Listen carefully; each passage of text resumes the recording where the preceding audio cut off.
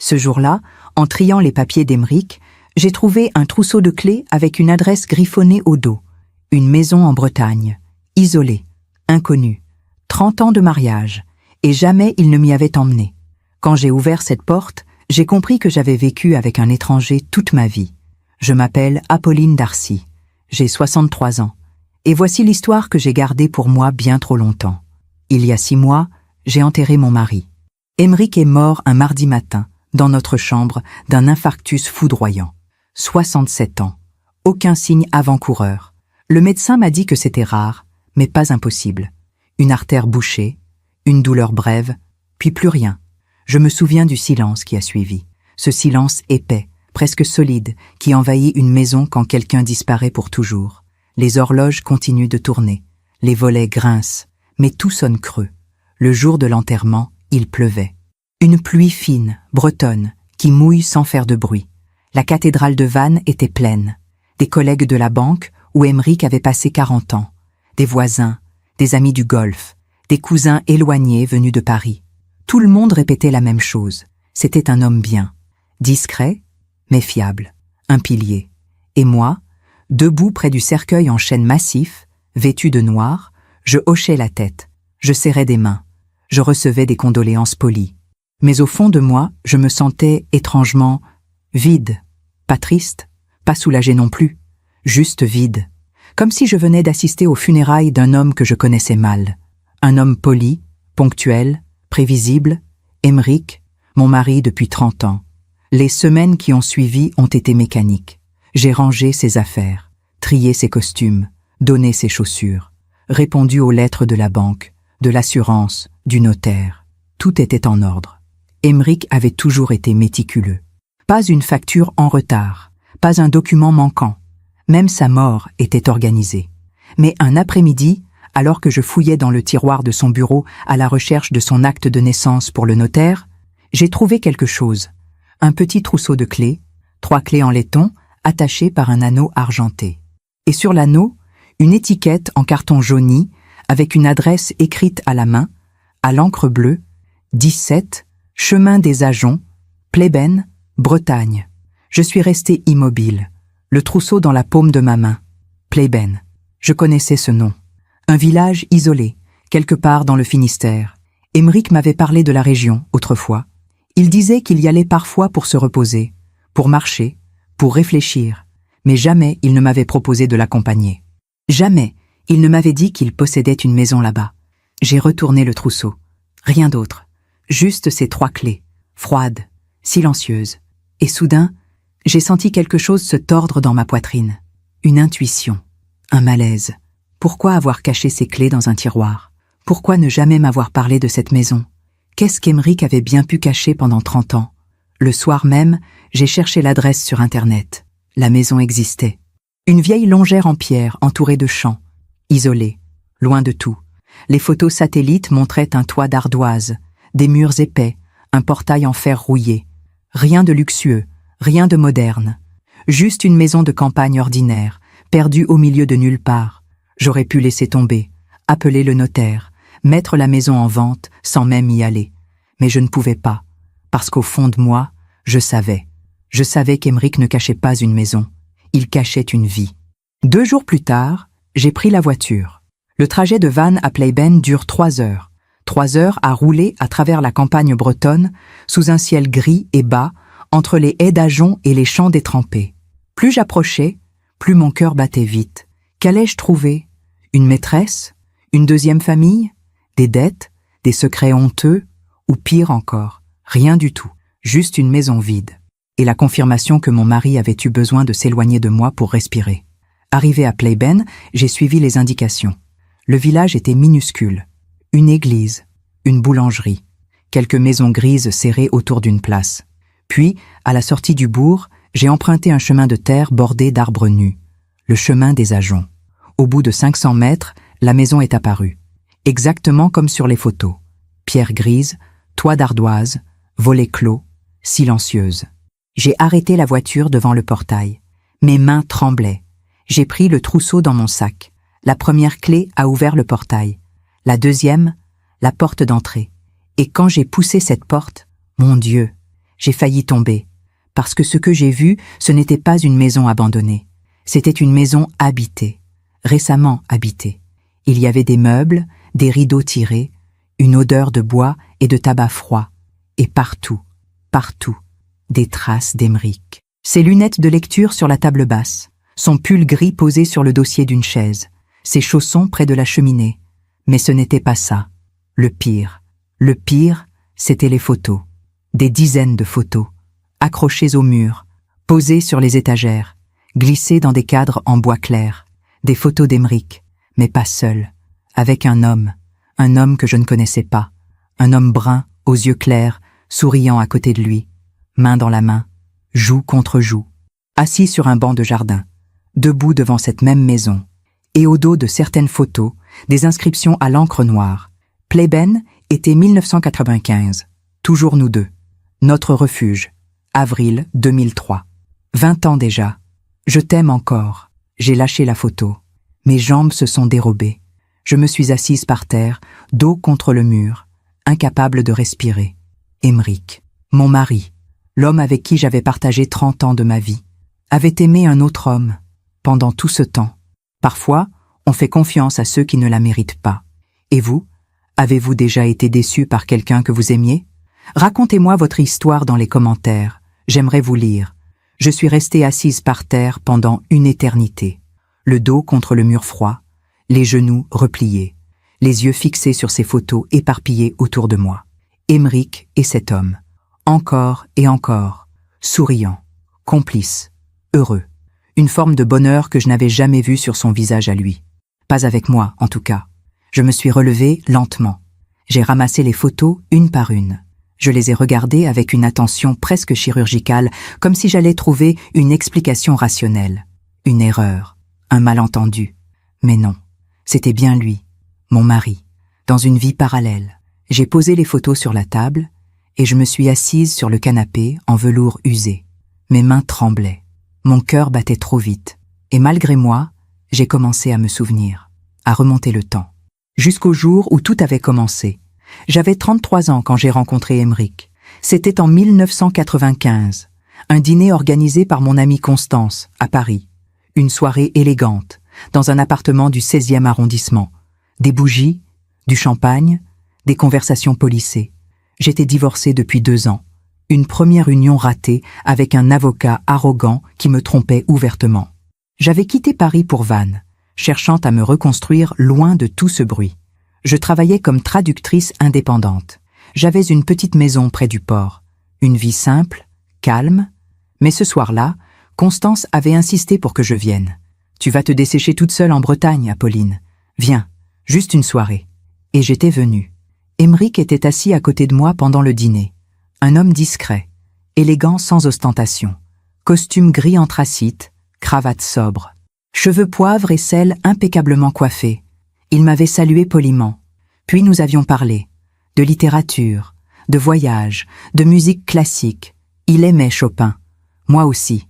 Il détestait les dîners mondains. Moi aussi. Il préférait la mer aux montagnes. Moi aussi. C'était facile, fluide, agréable. Rien d'électrique, rien de passionné. Juste confortable. À la fin de la soirée, il m'avait raccompagné à mon hôtel.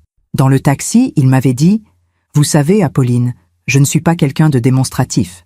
Je n'ai jamais été très doué pour les grandes déclarations, mais je pense que nous pourrions nous entendre. Si vous le souhaitez, bien sûr. » J'avais souri. C'était la demande la plus raisonnable qu'on m'ait jamais faite. Pas « je t'aime », pas « tu es la femme de ma vie », juste « nous pourrions nous entendre ». Et à 33 ans, après un divorce douloureux, ça me semblait suffisant. Nous nous sommes revus, une fois par mois d'abord, puis toutes les 2 semaines. Emeric venait à Vannes. Nous dînions dans des restaurants discrets. Nous marchions le long du port. Il m'offrait des livres. Je lui préparais du thé. Il ne parlait jamais de ses sentiments, jamais de passion, jamais de désir brûlant. Mais il était là, ponctuel, fiable, attentionné à sa manière. 6 mois plus tard, il m'a demandé en mariage, un soir, dans le salon de ma petite maison. Pas de genoux à terre, pas de bague sortie d'un écrin de velours, juste une phrase, prononcée calmement, en reposant sa tasse de thé. « Apolline, Je pense que nous devrions nous marier. Ce serait raisonnable. Raisonnable. Le mot m'avait fait sourire. Mais au fond, c'était exactement ce que je cherchais. Quelqu'un de stable, de prévisible, quelqu'un qui ne me blesserait pas. Alors j'avais dit oui. Nous nous sommes mariés en septembre 1996. Une cérémonie simple, la mairie de Vannes. Une vingtaine d'invités, un déjeuner dans un petit restaurant avec vue sur le golfe. Aymeric portait un costume beige.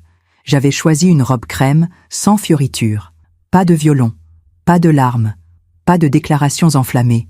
Juste deux adultes qui s'unissaient avec prudence et bon sens. Après la cérémonie, nous avons emménagé ensemble dans une maison plus grande, à quelques kilomètres du centre-ville. Une belle demeure bourgeoise avec jardin, grille en fer forgé, glycine grimpante sur la façade. Aymeric avait un poste de directeur adjoint à la Banque de Bretagne.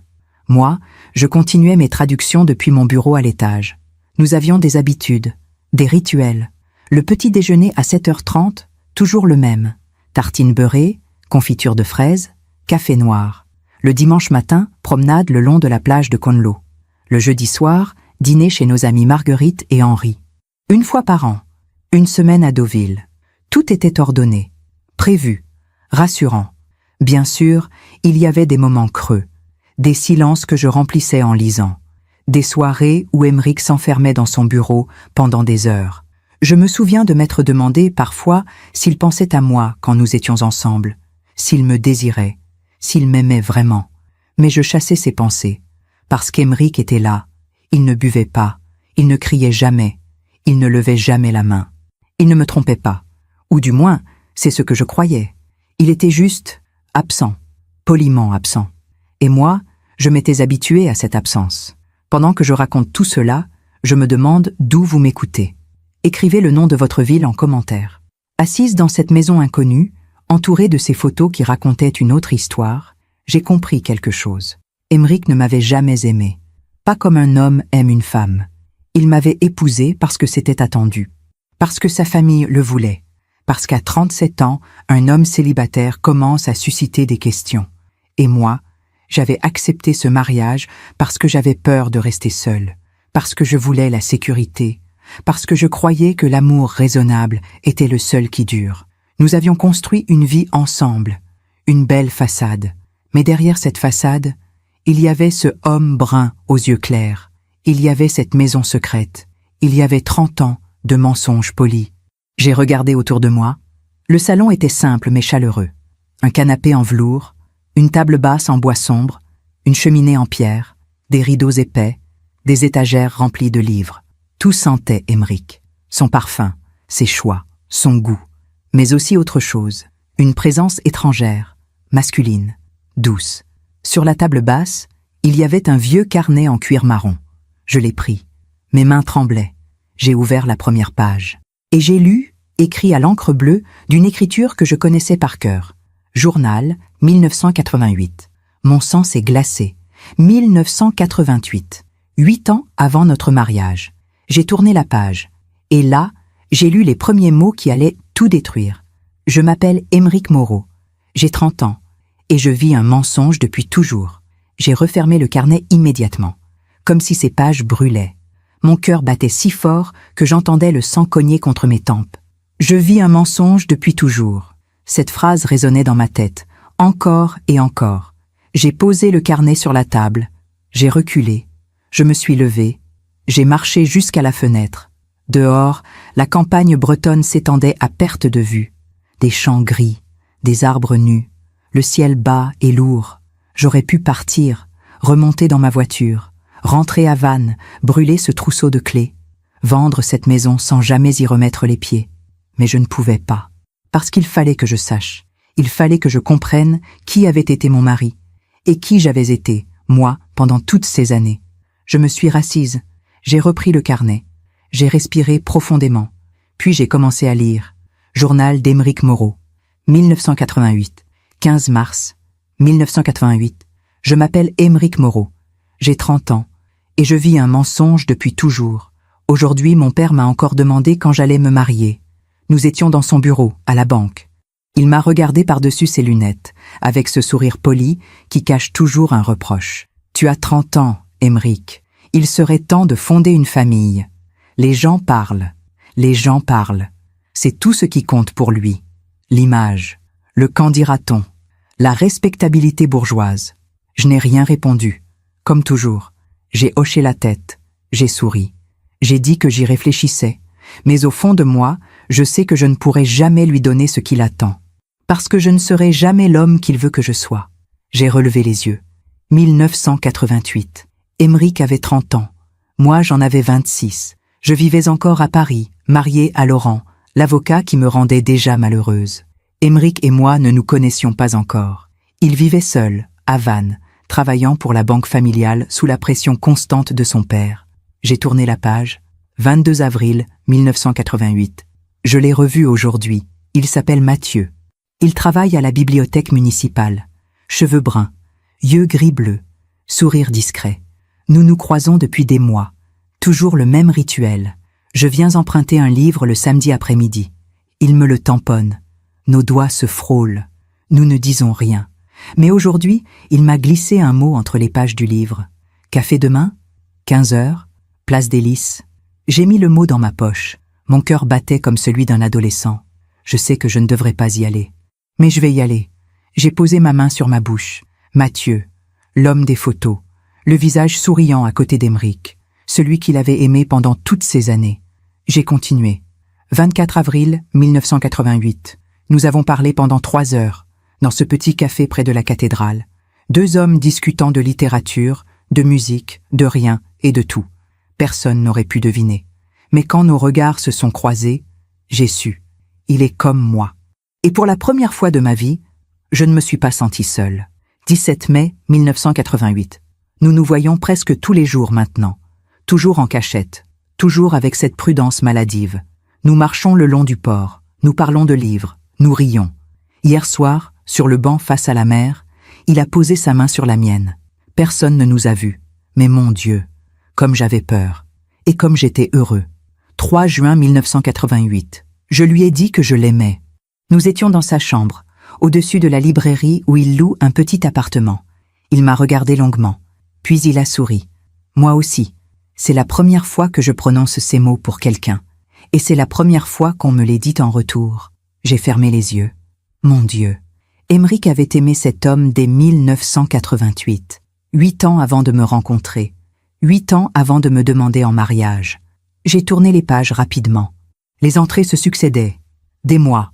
Des années. 12 septembre 1990. Mon père insiste de plus en plus. Il m'a présenté la fille d'un notaire ce week-end. Une femme charmante, convenable, issue d'une bonne famille. Il attend que je la rappelle. Mais je ne peux pas. Parce que chaque soir, je rentre chez Mathieu. Je dors contre lui. Je me réveille à ses côtés. Comment pourrais-je épouser quelqu'un d'autre? 5 mars 1992. Mathieu et moi avons trouvé une maison. Une vieille longère isolée, à Plébène, loin de Vannes, loin des regards.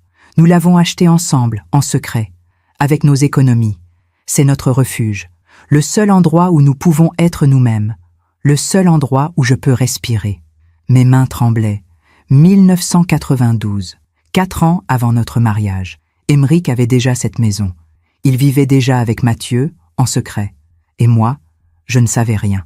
14 janvier 1995. Mon père est malade, cancer du poumon. Stade avancé. Le médecin dit qu'il lui reste 6 mois, peut-être 1 an. Hier soir, il m'a fait venir dans sa chambre. Il était très pâle, très faible. Il m'a pris la main et il a dit « Aymeric, je veux te voir marié avant de partir. Je veux savoir que tu ne seras pas seul, que tu auras une famille. C'est tout ce que je te demande. » Je n'ai rien répondu. Comment lui dire la vérité? Comment lui dire que je ne serai jamais l'homme qu'il espère? 23 février 1995. J'ai parlé à Mathieu. Je lui ai dit que mon père était mourant, que je ne pouvais pas le décevoir. Pas maintenant. Il a pleuré. Moi aussi. Mais il a compris. Il m'a dit « Fais ce que tu dois faire. Je t'attendrai.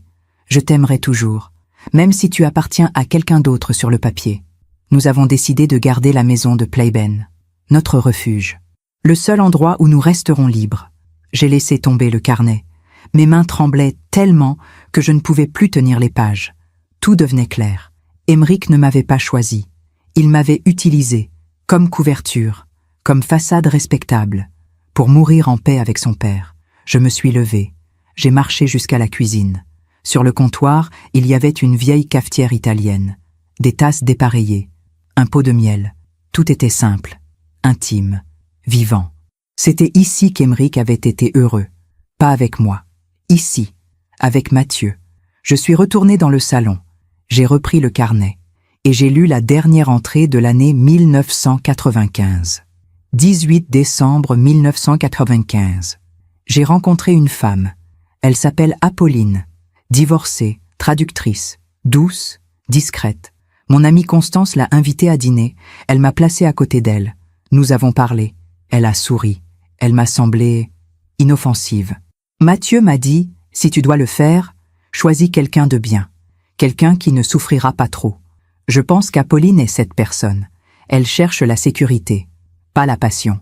Et moi, je cherche une épouse qui ne posera pas de questions. Nous pourrions nous entendre. J'ai lâché le carnet. Il est tombé par terre avec un bruit sourd. Et moi, je me suis effondré, parce que je venais de comprendre. Aymeric m'avait choisi parce que j'étais inoffensive, parce que j'étais prévisible, parce que je ne poserai jamais de questions. 30 ans de ma vie, 30 ans de mensonges polis, 30 ans passés à côté d'un homme qui ne m'avait jamais aimé et qui n'avait jamais eu l'intention de le faire. Je ne sais pas combien de temps je suis restée assise par terre, le carnet ouvert devant moi, les photos éparpillées, le silence de cette maison qui n'était pas la mienne. Dehors, la nuit était tombée. Je n'avais pas allumé les lumières. J'étais juste là, dans l'obscurité, à essayer de respirer, à essayer de comprendre comment j'avais pu être aussi aveugle. Quand je suis finalement rentrée à Vannes, il était presque minuit. J'ai conduit dans un brouillard mental. Les phares des voitures me paraissaient flous, les virages interminables.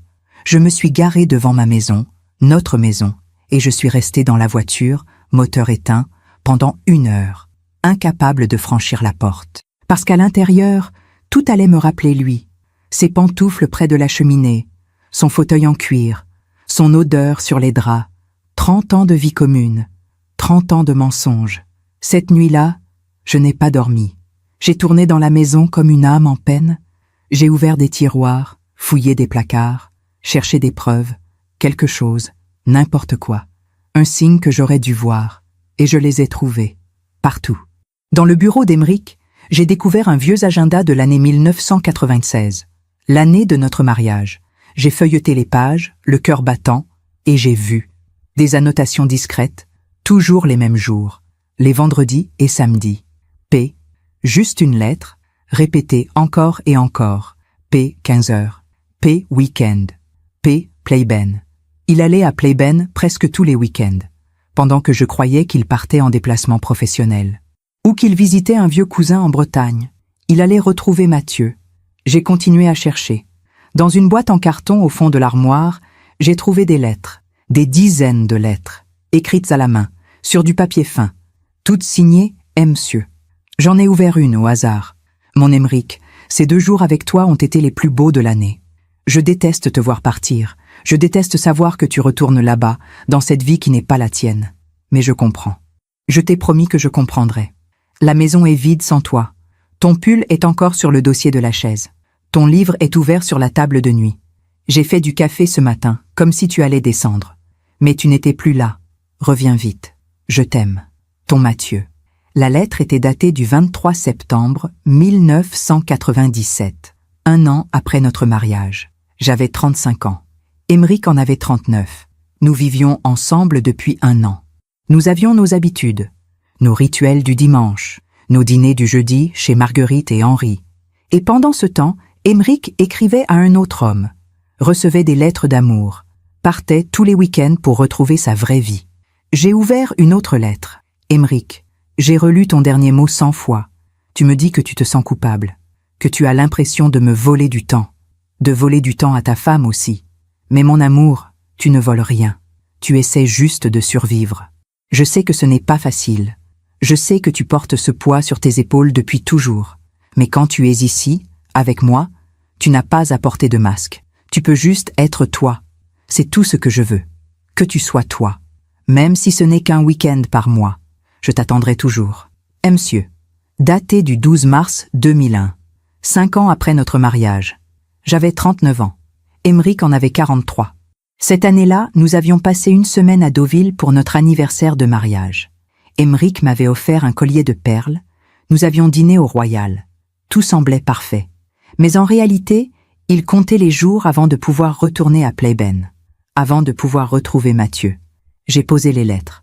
Mes mains tremblaient, et soudain, j'ai compris quelque chose de pire encore. Ce n'était pas juste une liaison. Ce n'était pas une aventure passagère. C'était une double vie. Complète, structurée, assumée. Émeric n'avait jamais été mon mari.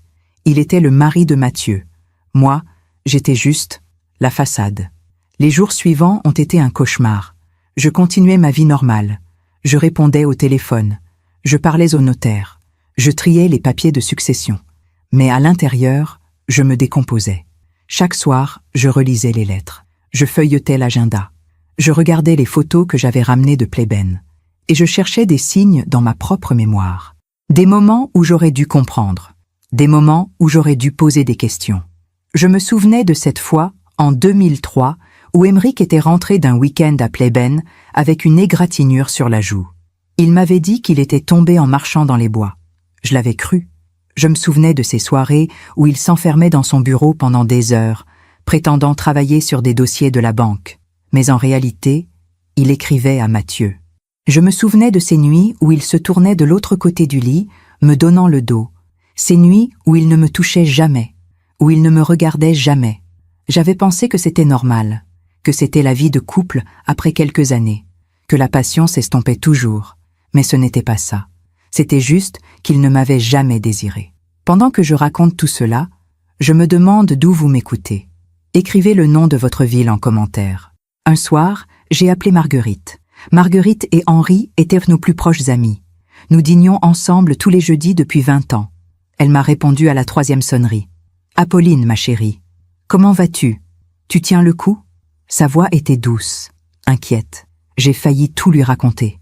Mais je me suis retenue, parce que j'avais honte. Honte d'avoir été aussi naïve, aussi aveugle. Honte d'avoir vécu 30 ans avec un homme sans jamais vraiment le connaître. Alors j'ai juste dit « Ça va, je trie ses affaires. C'est difficile. » Elle a soupiré. « Je comprends. Émeric était un homme si discret, si réservé, mais tellement fiable. Tu as eu de la chance, Apolline. Vraiment. De la chance. » Le mot m'a transpercé comme une lame. J'ai raccroché rapidement, prétextant un autre appel, et je me suis assise par terre, dans le couloir, et j'ai pleuré. Pour la première fois depuis des semaines, j'ai pleuré. Parce que je venais de comprendre quelque chose. Personne ne savait. Personne n'avait jamais su. Émeric avait joué son rôle à la perfection. Le mari dévoué, l'homme discret, le notable respectable. Et moi, j'avais joué le mien. L'épouse patiente, la femme compréhensive, celle qui ne pose jamais de questions.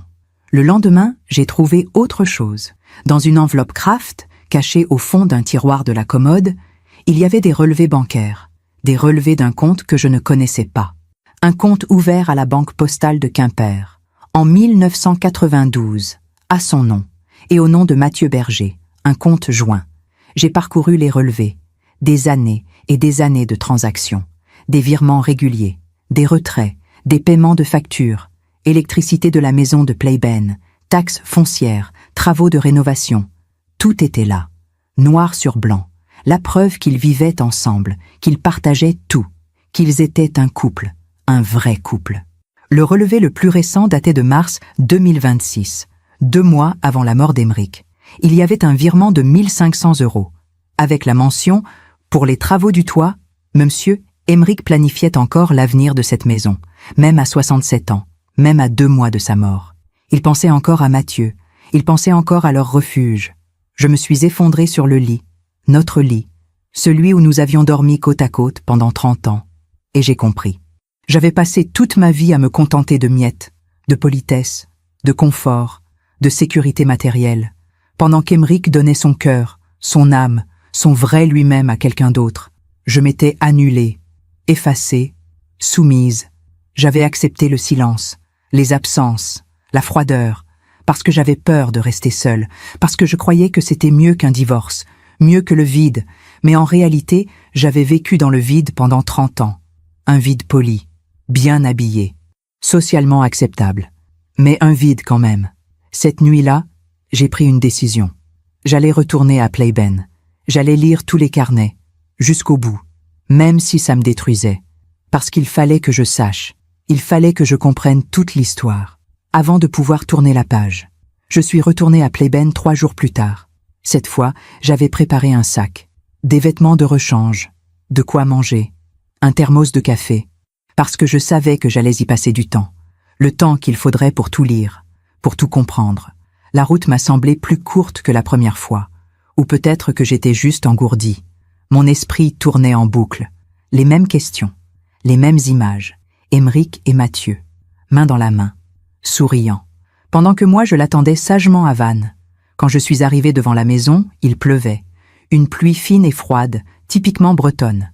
J'ai ouvert le portail, j'ai garé la voiture dans l'allée, et cette fois, en poussant la porte d'entrée, je n'ai pas eu le choc de la découverte, juste une douleur sourde, profonde, comme une plaie qui refuse de cicatriser. Je me suis installé sur le canapé, j'ai posé mon sac, j'ai sorti le premier carnet, celui de 1988, et puis j'ai cherché les autres. Ils étaient là, rangés sur l'étagère du salon, alignés par ordre chronologique. 28 carnets en cuir marron, identiques, un par année, de 1988 à 2016. 28 ans de vie secrète, 28 ans d'amour caché. J'ai pris le deuxième carnet, celui de 1989. J'ai ouvert la première page et j'ai commencé à lire. Journal d'Émeric Moreau, 1989, 7 janvier 1989. Nouvelle année, nouveau mensonge. Hier soir, j'ai dîné chez mes parents. Ma mère m'a encore présenté une jeune femme. La fille d'un médecin de l'Orient. Jolie, cultivée, parfaite sur le papier. Mais quand elle m'a souri, je n'ai ressenti que du vide. Parce que le soir même, je suis rentré chez Mathieu. Il m'attendait avec un plat de blanquette. Nous avons mangé devant la cheminée. Il m'a raconté sa journée à la bibliothèque. Et j'étais heureux. Vraiment heureux. Comment expliquer à ma mère que c'est ça, le bonheur? Pas une épouse parfaite, pas des enfants, pas une famille respectable. Juste Mathieu, et moi, et ce silence confortable entre nous. 14 mars 1989, Mathieu a 32 ans aujourd'hui. Je lui ai offert une édition originale de Rimbaud. Il a pleuré en l'ouvrant. Nous avons passé la soirée à lire des poèmes à voix haute. Je est un autre. Comme ces mots résonnent en moi. Toute ma vie, j'ai été un autre. L'homme que mon père voulait, l'employé modèle, le fils respectable. Mais avec Mathieu, je suis moi. Simplement moi. 28 août 1989. Nous avons passé 2 semaines ensemble à Playben. 2 semaines de liberté absolue. Nous nous sommes levés tard. Nous avons marché dans les bois. Nous avons cuisiné ensemble. Nous avons lu. Nous avons parlé jusqu'à l'aube. Mathieu m'a dit, si seulement ça pouvait être toujours comme ça. Mais nous savons tous les deux que c'est impossible. Le monde n'est pas fait pour des hommes comme nous. J'ai posé le carnet. 1989. Émeric avait 31 ans. Mathieu, 32. Ils vivaient déjà leur amour en secret. Ils rêvaient déjà d'une vie impossible. Et 7 ans plus tard, Émeric allait m'épouser. J'ai pris le carnet de 1992, l'année où ils avaient acheté cette maison. Journal d'Émeric Moreau, 1992, 3 mars 1992. Nous avons signé aujourd'hui. La maison est à nous, à Mathieu et à moi. Elle est modeste, elle a besoin de rénovation, mais elle est isolée, loin de tout. Personne ne nous connaît ici. Nous pourrons être nous-mêmes. C'est notre refuge, notre royaume secret. 12 mai 1992. Mathieu a emménagé officiellement. Il a quitté son appartement au-dessus de la librairie. Il a démissionné de la bibliothèque municipale de Vannes. Il a trouvé un poste à la médiathèque de Châteaulin, à 20 minutes de Playben. Maintenant, il vit ici, dans notre maison. Et moi, je viens le rejoindre chaque week-end. C'est bancal. C'est frustrant, c'est insuffisant. Mais c'est tout ce que nous pouvons avoir. 22 juillet 1992. Nous avons refait la cuisine ensemble. Mathieu a peint les murs en blanc. J'ai installé les nouvelles étagères. Ce soir, nous avons inauguré la pièce avec un dîner simple. Pâtes au pesto, salade, vin blanc. Mathieu a levé son verre et il a dit « À notre foyer, notre foyer ». Ces mots m'ont bouleversé, parce que c'est exactement ce que c'est. Ici, nous sommes une famille. 15 novembre 1992. Mon père m'a convoqué dans son bureau aujourd'hui. Il m'a regardé droit dans les yeux et il a dit « Aymeric, tu as 34 ans, tu vis seul, tu refuses toutes les femmes que je te présente. » Les gens commencent à se poser des questions. J'ai senti mon sang se glacer. Quelles questions? Tu sais très bien lesquelles.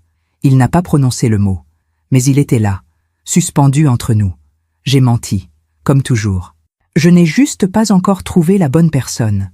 Il a secoué la tête. Trouve-la. Vite. Sinon, ta carrière à la banque en souffrira. Et ta réputation aussi.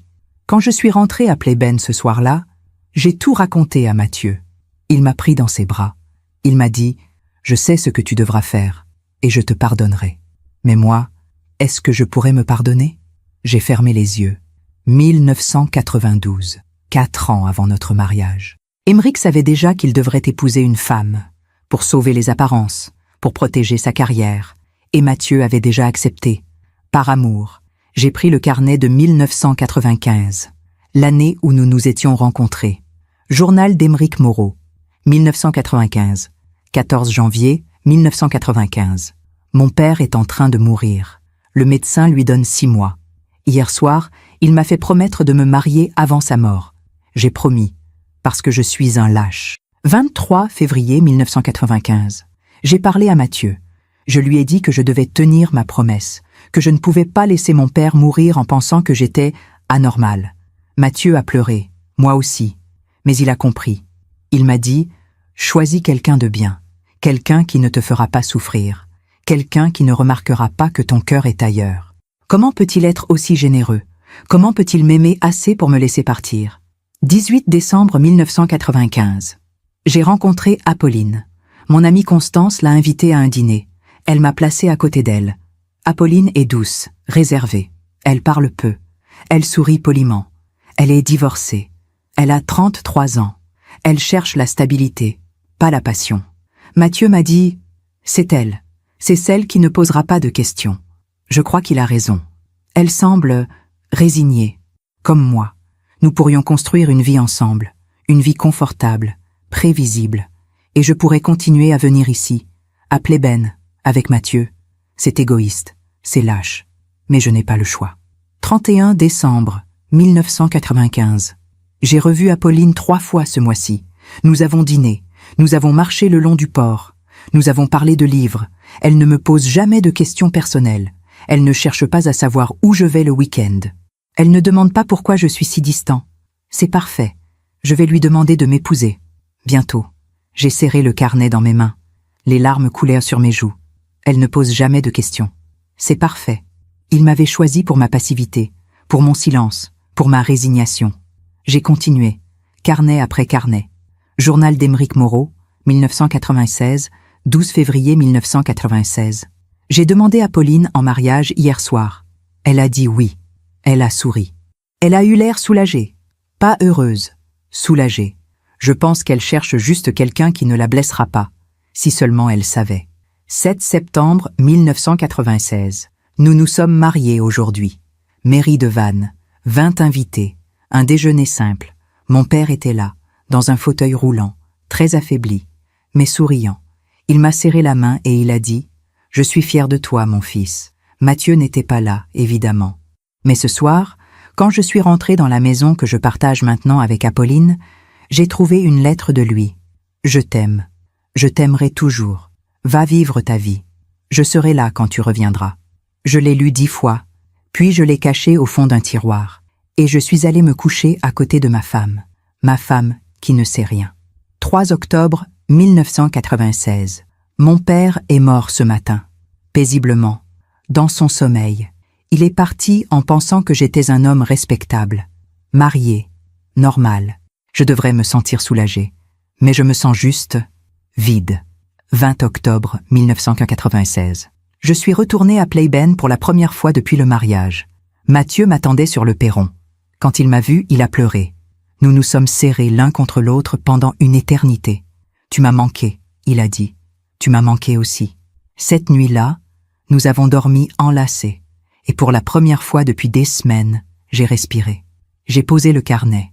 Octobre 1996. 1 mois après notre mariage.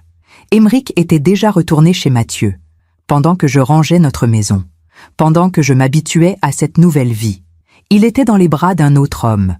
J'ai pris le carnet de 1997, puis celui de 1998, puis celui de 1999. Les années défilaient, toutes pareilles, des week-ends à Playben, des lettres de Mathieu, des mensonges à moi, journal d'Émeric Moreau, 2000, 15 juin 2000. Apolline m'a demandé aujourd'hui pourquoi nous n'avions pas d'enfants. Nous étions dans le jardin, elle taillait les rosiers. Elle a dit « Émeric, ça fait 4 ans qu'on est mariés. Tu ne penses pas qu'il serait temps ?» J'ai senti la panique monter, parce que je ne peux pas avoir d'enfant avec elle. Ce serait une trahison de plus, un mensonge de trop. J'ai dit « Je ne me sens pas prêt, pas encore. » Elle a hoché la tête, elle n'a rien ajouté. Elle ne pose jamais de questions. C'est exactement pour ça que je l'ai épousée. 28 décembre 2000. Mathieu m'a demandé « Est-ce que tu couches avec elle ?» Nous étions dans la cuisine de Playben. Il préparait le dîner. J'ai hésité. Puis j'ai dit la vérité. Rarement, très rarement, juste pour garder les apparences. Il a posé le couteau. Il s'est tourné vers moi. « Je ne te juge pas, Émeric, mais ça me fait mal quand même. » J'ai posé ma main sur la sienne. « C'est toi que j'aime, seulement toi. » Il a souri tristement. « Je sais, mais parfois je me demande combien de temps on va pouvoir continuer comme ça. » J'ai refermé le carnet brutalement. Mes mains tremblaient. Rarement, très rarement, juste pour garder les apparences. Notre intimité, notre vie de couple, tout n'était qu'une mise en scène, un décor vide. Je me suis levée. J'ai marché jusqu'à la fenêtre. Dehors, la pluie avait cessé. Le ciel restait gris. Et moi, j'étais là, dans cette maison qui n'était pas la mienne, à lire la vie d'un homme que je croyais connaître, à découvrir que j'avais été utilisée pendant 30 ans. Pas maltraitée, pas humiliée publiquement, juste utilisée, comme un objet pratique, une couverture sociale, une épouse de façade. J'ai repris les carnets. Il m'en restait encore 20 à lire. 20 ans de mensonges, 20 ans de double vie. Et je voulais tout savoir, jusqu'au dernier mot, jusqu'à la dernière trahison. J'ai passé la nuit dans cette maison. Je n'en avais pas eu l'intention. Mais la nuit était tombée sans que je m'en aperçoive. J'étais assise sur le canapé, entourée de carnets ouverts, de lettres éparpillées, de photos retournées. Une lampe éclairait faiblement le salon. Dehors, le silence de la campagne bretonne était total. Et moi, je lisais, sans m'arrêter, carnet après carnet, année après année. Journal d'Émeric Moreau, 2003, 8 avril 2003. Apolline a 41 ans aujourd'hui. Je lui ai offert un foulard Hermès. Elle a souri poliment. Elle m'a dit « Merci, Émeric, tu es toujours si attentionné. » Attentionné. Si elle savait que ce matin même, j'ai acheté une bague en argent pour Mathieu, pour nos 15 ans ensemble. 15 ans. Nous sommes ensemble depuis 15 ans, depuis 1988. Et dans quelques jours, je vais célébrer 7 ans de mariage avec une femme que je n'aime pas. 20 avril 2003. J'ai passé le week-end à Playben. Mathieu a préparé un dîner spécial. Blanquette de veau, tarte aux pommes. Nous avons ouvert une bouteille de Château Margaux. Après le dîner, je lui ai donné la bague. Il a pleuré en la passant à son doigt. 15 ans, Émeric. 15 ans qu'on se cache. 15 ans qu'on vole des moments. Je sais. Est-ce que ça finira un jour? Je n'ai pas su quoi répondre. Parce que je sais que non. Ça ne finira jamais. Nous sommes condamnés à cette vie double. Pour toujours. 3 juillet 2003. Apolline m'a posé une question étrange ce soir. Nous étions dans le salon. Elle lisait. Moi aussi. Elle a levé les yeux et elle a dit « Émeric, est-ce que tu m'aimes ?» J'ai figé. Pendant une seconde, j'ai pensé qu'elle savait, qu'elle avait tout découvert. Mais non. Son regard était juste, vide, résigné. J'ai répondu « Bien sûr, Apolline. Pourquoi tu me demandes ça ?» Elle a haussé les épaules. Comme ça, on ne se le dit jamais. Puis, elle est retournée à son livre. J'ai eu envie de tout lui avouer. Sur le moment. Mais je n'ai rien dit, parce que je suis un lâche. J'ai posé le carnet. Mes mains tremblaient. Je me souvenais de ce soir-là. Juillet 2003. J'avais 41 ans. Émeric en avait 45. Nous étions mariés depuis 7 ans. Et ce soir-là, j'avais senti quelque chose. Un vide. Une distance. Alors j'avais posé la question. « Est-ce que tu m'aimes ?» Il avait dit oui. Et moi, je l'avais cru. parce que j'avais besoin d'y croire, parce que l'alternative était trop douloureuse. J'ai repris ma lecture. Journal d'Émeric Moreau, 2007. 14 février 2007. Saint-Valentin. J'ai emmené Apolline dîner au Carré d'Art, à Vannes. Restaurant élégant. Bougies. Menu gastronomique. Elle portait une robe bleue. Elle était jolie. Souriante. Nous avons parlé de tout et de rien. Du travail, des voisins, du voyage à Deauville prévu en août. Et pendant tout le dîner, je pensais à Mathieu. Parce que demain, je vais à Plébène. Et nous allons fêter notre vraie Saint-Valentin. Celle qui compte. 15 février 2007. Mathieu m'attendait avec un repas fait maison. Coq au vin. Gratin dauphinois. Tarte tatin. Nous avons mangé devant la cheminée. Il m'a offert une édition rare de Proust. Nous avons lu des passages à voix haute. Nous avons ri. Nous nous sommes embrassés. Et j'ai réalisé quelque chose. Je suis heureux ici. Vraiment heureux. Pas à Vannes. Pas avec Apolline. Ici. Avec lui. C'est ici ma vraie vie. 28 septembre 2007. Apolline m'a demandé pourquoi je partais si souvent le week-end. Elle était dans la cuisine. Elle préparait le dîner. « Émeric, tu es parti 3 week-ends sur 4 ce mois-ci. Tu vas où ?» J'ai senti mon cœur s'emballer. J'ai répondu calmement « Tu sais bien, mon cousin Alain. Il est âgé. Je vais l'aider avec la maison. » Elle a hoché la tête. « D'accord, mais tu me manques quand tu pars. Tu me manques. » Ces mots m'ont transpercé, parce qu'elle ne sait pas. Elle ne sait rien. Et moi, je continue de mentir. J'ai fermé les yeux. Septembre 2007. Cousin Alain. Il n'avait jamais existé. C'était juste une excuse, une couverture. Pendant 11 ans, j'avais cru qu'Émeric aidait un vieux cousin malade. Mais en réalité, il retrouvait l'homme qu'il aimait. Journal d'Émeric Moreau. 2010. 5 mars 2010. Mathieu a 53 ans aujourd'hui. Je suis arrivé à Plébène hier soir avec un gâteau au chocolat. Son préféré. Nous avons soufflé les bougies ensemble. Il a fait un vœu. Je lui ai demandé lequel. Il a souri tristement.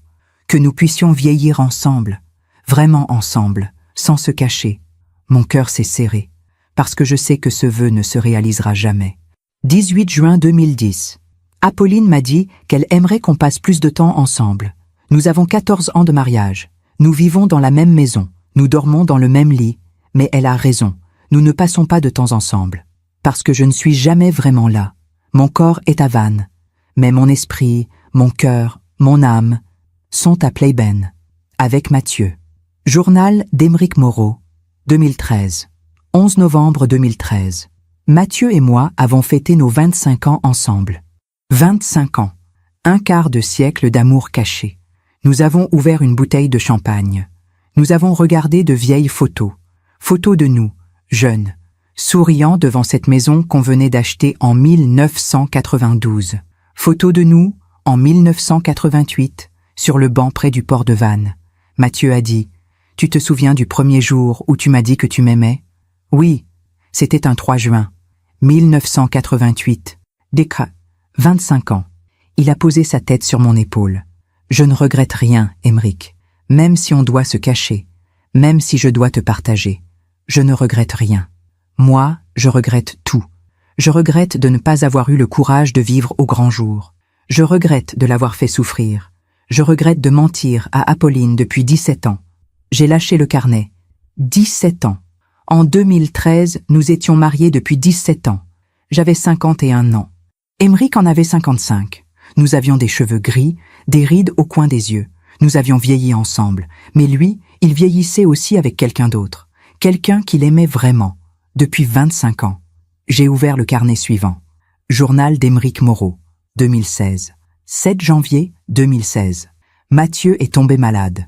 Rien de grave. Une grippe sévère. Mais à 59 ans, ce n'est pas anodin. Je suis resté à Plébène pendant 5 jours. J'ai appelé Apolline pour lui dire que j'étais en déplacement professionnel à Nantes. Elle m'a cru, comme toujours. J'ai veillé sur Mathieu. Je lui ai fait du bouillon. J'ai changé ses draps. Je l'ai bercé la nuit quand il avait de la fièvre. Et j'ai réalisé quelque chose. Si Mathieu mourait, je mourrais aussi. Pas physiquement, mais intérieurement. Parce qu'il est la seule personne au monde qui me connaît vraiment. Qui connaît l'homme que je suis. Pas celui que je prétends être. 23 février 2016. Mathieu va mieux. Ce matin, nous avons pris le petit déjeuner ensemble. Café, tartines, confiture de framboise. Il a souri et il a dit « Merci de t'être occupé de moi. » J'ai pris sa main. « Je m'occuperai toujours de toi. Toujours. » Il a hoché la tête. « Mais pas quand ce sera vraiment la fin, n'est-ce pas ?» Je n'ai rien répondu. Parce qu'il a raison. Quand Mathieu mourra, je ne pourrai pas être à ses côtés. Je ne pourrai pas le tenir dans mes bras. Je ne pourrai même pas assister à son enterrement. Parce que personne ne sait qu'il existe. Personne ne sait que nous existons. J'ai posé le carnet lentement. Les larmes coulèrent sur mes joues. Pas de colère cette fois. Juste de la tristesse. Une tristesse immense. Pour Aymeric, pour Mathieu, pour moi. Pour ces 3 vies gâchées par la peur, par la honte, par les conventions sociales d'une autre époque. J'ai pris le dernier carnet, celui de 2016. Il était moins épais que les autres. À peine une dizaine de pages. J'ai ouvert la première. Journal d'Aymeric Moreau. 2016. 15 décembre 2016. C'est le dernier carnet que j'écris. Pas parce que je vais arrêter d'aimer Mathieu, pas parce que je vais arrêter de mentir, mais parce que j'en ai assez d'écrire les mêmes mots. Encore et encore. Je l'aime. Je mens. Je regrette. 28 ans de carnet. 28 ans de double vie. Qu'est-ce que ça m'a apporté? L'amour de Mathieu, oui. Un refuge à Playben, oui. Mais aussi, quoi? Une vie entière de culpabilité. Une épouse que je n'ai jamais aimée, que j'ai utilisée, trahie. Un homme que j'aime, mais que je ne peux pas revendiquer. Je suis fatiguée. Fatiguée de mentir. Fatiguée de me cacher. Mais je ne peux pas m'arrêter. Parce que maintenant, c'est trop tard. Apolline et moi avons 60 ans passés. Nous sommes mariés depuis 20 ans. Comment pourrais-je lui dire la vérité maintenant? Comment pourrais-je détruire sa vie après l'avoir déjà gâchée pendant 2 décennies? Alors je continuerai. Jusqu'à la fin. Je mentirai jusqu'à mon dernier souffle. Et j'espère qu'après ma mort, personne ne trouvera jamais ces carnets. J'espère qu'Apolline ne saura jamais. Parce que si elle savait, elle comprendrait qu'elle a vécu avec un étranger pendant 30 ans. J'ai fermé le carnet. Mes mains tremblaient tellement que je l'ai laissé tomber par terre. J'espère qu'Apolline ne saura jamais. Mais je savais. Maintenant, je savais tout. Le soleil se levait. Une lumière pâle entrait par la fenêtre du salon. Je suis restée assise là, immobile, pendant une éternité, entourée de ces carnets, de ces lettres, de ces photos, de toute une vie que je n'avais jamais connue. Et soudain, j'ai compris quelque chose. Aymeric ne m'avait pas juste trahi. Il s'était trahi lui-même. Il avait renoncé à être qui il était, par peur, par honte, par obéissance. Il avait vécu 2 vies, et il avait été malheureux dans les 2, parce qu'on ne peut pas être heureux quand on ment tout le temps, même pas à soi-même. Je me demande encore si j'ai fait le bon choix. Et vous? Qu'auriez-vous fait à ma place? Je me suis levée lentement. J'ai marché jusqu'à la cuisine. J'ai fait du café dans la vieille cafetière italienne. Et pendant que le café montait, j'ai regardé autour de moi. Cette maison n'était pas un lieu de trahison. C'était un refuge. Le seul endroit où Aymeric avait pu être lui-même. Le seul endroit où il avait été heureux. Et moi, j'avais été quoi? Une couverture, une façade, une épouse de papier, mais aussi une prisonnière. Prisonnière de ma propre peur, de ma propre résignation. Parce que j'aurais pu poser des questions. J'aurais pu insister, chercher, douter. Mais je ne l'avais pas fait. Parce qu'au fond, moi aussi, j'avais peur de la vérité. Je suis restée à Playben pendant 3 jours. 3 jours à errer dans cette maison qui racontait une histoire d'amour de 38 ans. 38 ans. De 1988 à 2026. Aymeric avait 30 ans quand il avait rencontré Mathieu. Il en avait 67 quand il était mort. Presque toute sa vie d'adulte. Le 3e jour, j'ai décidé de fouiller partout. Pas par vengeance, pas par curiosité morbide. Mais parce qu'il fallait que je comprenne jusqu'au bout. Il fallait que je sache comment cette histoire s'était terminée. Dans la chambre à l'étage, j'ai trouvé leur vie commune. Un lit double, 2 tables de chevet, des livres empilés des 2 côtés. Sur la table de gauche, Proust, Rimbaud, Gide. Sur la table de droite, Camus, Yourcenar, Duras, les goûts d'Aymeric, les goûts de Mathieu. Dans l'armoire, leurs vêtements étaient rangés côte à côte. Les costumes gris d'Aymeric, les pulls en laine de Mathieu, des chemises blanches, des pantalons de velours côtelé. Tout sentait encore le bois et le tabac froid, comme si quelqu'un venait de partir. Sur la commode, il y avait des photos encadrées. Émeric et Mathieu à 20 ans, à 30 ans, à 40 ans, à 50 ans, à 60 ans, toute une vie en images. Je les ai regardés longuement. Sur chaque photo, Émeric souriait. Un vrai sourire, lumineux, libre, un sourire que je ne lui avais jamais vu. Dans le tiroir de la table de nuit d'Émeric, j'ai trouvé une enveloppe Kraft. Elle était marquée « Pour Mathieu, à ouvrir après ma mort ». Mon cœur s'est arrêté. J'ai hésité. C'était privé. Ce n'était pas pour moi, mais j'étais déjà allé trop loin. J'ai ouvert l'enveloppe. À l'intérieur, il y avait une lettre, datée du 15 janvier 2026, 4 mois avant la mort d'Émeric. Mon Mathieu, si tu lis ces lignes, c'est que je suis parti. Je t'écris cette lettre parce qu'il y a des choses que je ne t'ai jamais dites, des choses que j'aurais dû te dire il y a longtemps. D'abord, merci. Merci d'avoir été patient. Merci d'avoir attendu chaque week-end. Merci d'avoir accepté de vivre dans l'ombre pendant 38 ans. Merci de m'avoir aimé même quand je ne le méritais pas. Je sais que ce n'était pas facile. Je sais que tu as souffert, que tu as pleuré seul, la nuit, quand je repartais à Vannes.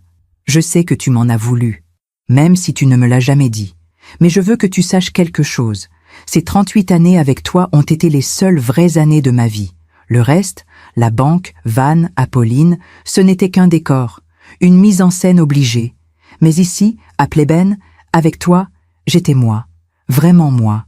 J'aurais dû avoir le courage de vivre avec toi au grand jour, de quitter Apolline, de revendiquer notre amour. Mais j'ai eu peur, peur du regard des autres, peur de perdre ma carrière, peur de décevoir ma famille. Et cette peur a gâché nos vies. Parce que tu méritais mieux qu'un amant à mi-temps. Tu méritais quelqu'un qui t'aurait choisi, publiquement, fièrement, pas quelqu'un qui se cachait. Je suis désolée, Mathieu. Désolée de ne pas avoir été l'homme que tu méritais. Désolée de t'avoir fait vivre dans le mensonge. Mais sache une chose, je t'ai aimé, chaque jour, chaque minute. Et si je devais revivre ma vie, je te choisirais encore, 1000 fois, 10 000 fois. Même en cachette, même dans l'ombre. Parce que t'avoir aimé, c'est la seule chose vraie que j'ai jamais faite.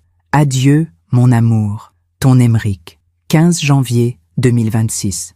J'ai replié la lettre lentement. Les larmes coulaient sur mes joues.